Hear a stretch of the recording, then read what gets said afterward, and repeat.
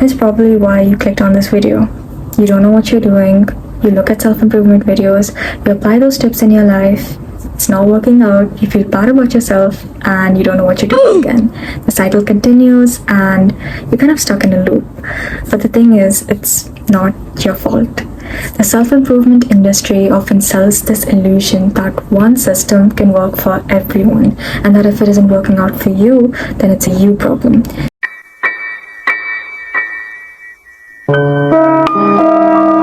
And I'm here to tell you that that is completely wrong, and what you can do instead to actually make changes in your life. So let's understand this more clearly through one example of self-improvement. Let's just say study tips.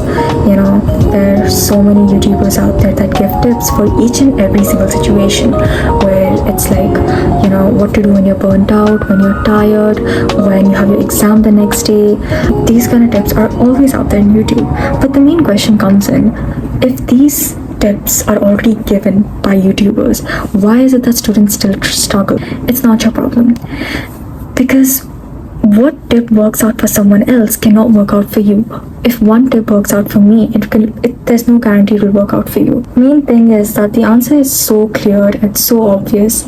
It's that we're all different human beings. We all have our own strengths and weaknesses. Everything is different. So how is it possible that the same study tip that works out for someone else will work out for me, will work out for you? And when we look at it from the perspective of self-improvement, we all have different thinking capacities, memory storage, intelligence level, and this is backed up by an article. The article of heritability of personality.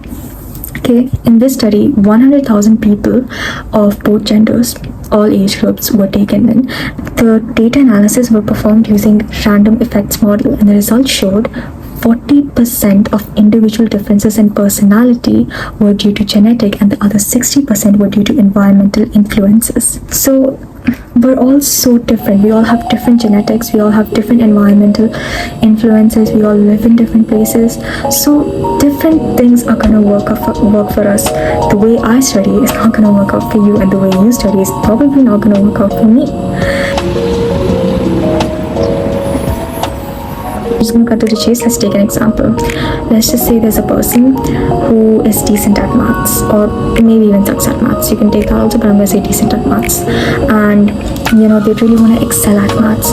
So whenever they're studying for their next exam, out of 10 chapters, they can study 8 chapters the way they usually do, and the next 2 chapters they can study it by the tips provided by a YouTuber. They can use that tip and experiment with it, and then voila, if it works out for them, that's great, amazing.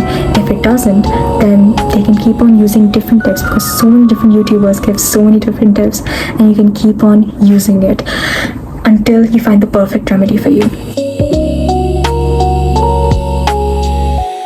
The thing is that self-improvement isn't really a scam either. I mean, some self-improvement YouTubers out there genuinely want to give tips, and I'm going to blame the clickbait titles to the algorithm, because the YouTube algorithm only puts these kind of titles to a larger audience, so we gotta do it. But the thing is, if you want to actually make changes for yourself, you're gonna have to use those tips wisely, and that is only possible by experimenting. If you only do what you can do, you will never be what you can become. Yeah, that's it for today. I hope you guys liked my video. If you did, subscribe if you want to, and I'll see you guys in the next one. Bye.